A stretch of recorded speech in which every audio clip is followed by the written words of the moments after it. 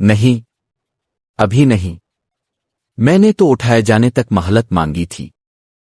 تو نے مانگا تھا مگر دی اللہ نے وہی جو اس نے چاہا۔ ہر جان کو موت کا مزہ چکھنا ہے، اور تو بھی کچھ سوال صرف ذہن نہیں ہلاتے، انسان کے اندر کا سکون بھی چھین لیتے ہیں۔ آج کا سوال بھی ایسا ہی ہے، شیطان ابلیس جسے مہلت ملی، آخر اس کی روح کیسے قبض کی جائے گی؟ وہ جس نے صدیوں تک انسان کو یہ کہہ کر بہکایا، ابھی وقت ہے اس کے لیے بھی ایک گھڑی لکھی جا چکی ہے، ایک مقررہ گھڑی۔ قرآن بتاتا ہے کہ ابلیس نے کہا، اے میرے رب، مجھے اس دن تک مہلت دے جب لوگ دوبارہ اٹھائے جائیں گے۔ مگر جواب آیا، تجھے مہلت دی گئی مگر وقت معلوم تک۔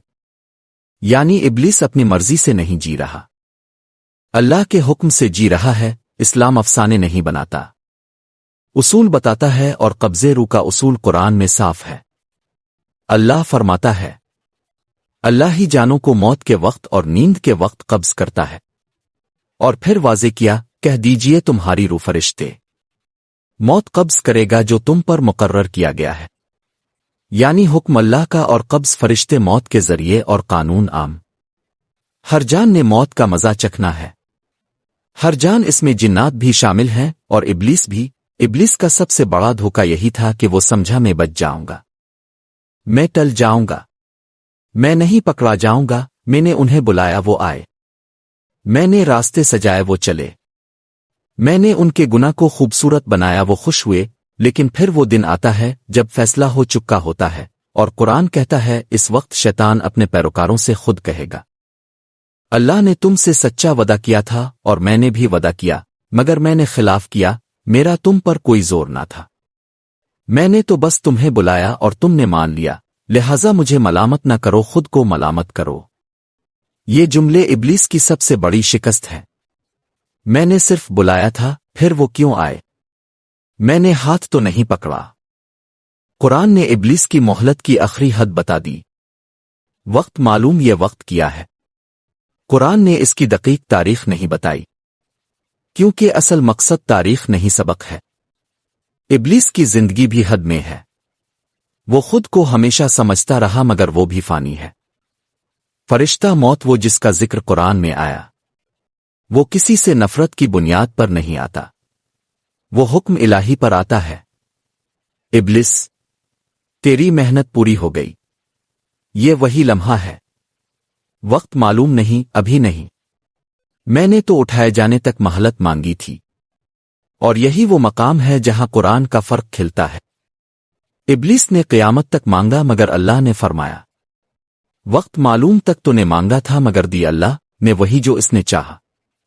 ہر جان کو موت کا مزہ چکھنا ہے، اور تو بھی یہ انجام کسی افسانے کی طرح نہیں، ایک قانون کی طرح ہے۔ جو سجدے سے بھاگا آخر حکم کے سامنے ٹوٹ گیا۔ بہت لوگ سمجھتے ہیں کہ شیطان انسان کو زبردستی گناہ کراتا ہے، مگر قرآن نے اس کی حد بتا دی، میرے بندوں پر تیرا کوئی زور نہیں، یعنی شیطان کا ہتھیار وسوسہ ہے، جبر نہیں، بس ایک قدم، صرف ایک نظر، صرف ایک بار، پھر دیکھنا عادت بن جائے گی۔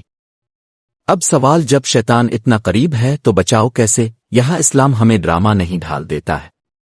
نبی صلی اللہ علیہ وسلم نے فرمایا کہ جب اذان ہوتی ہے تو شیطان پیٹھ پھیر کر بھاگتا ہے۔ اذان صرف آواز نہیں، یہ اعلان ہے کہ یہ زمین اللہ کی ہے۔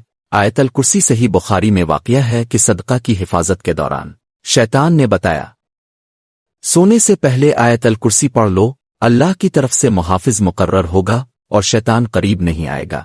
اور نبی صلی اللہ علیہ وسلم نے فرمایا، اس نے سچ کہا حالانکہ وہ جھوٹا ہے۔ ہاں، آیت الکرسی یہ وہ دیوار ہے جسے میں پار نہیں کر سکتا، شیطان کی روح کیسے قبض ہوگی؟ اللہ کے حکم سے فرشتہ موت کے ذریعے وقت معلوم پر۔ مگر اصل سوال یہ ہے، ہم اپنی روح کے لیے تیار ہیں؟ کیونکہ جس دن فیصلہ ہو گیا، ابلیس کہے گا کہ میں نے تو بس بلایا تھا، تم آئے کیوں؟ وقت معلوم اس کا بھی آئے گا اور ہمارا بھی، فرق صرف یہ ہے ہم آج کس کی سنتے ہیں، رب کی وسوسے کی؟ شیطان پیٹھ پھیر کر بھاگتا ہے۔ اذان صرف آواز نہیں، یہ اعلان ہے کہ یہ زمین اللہ کی ہے۔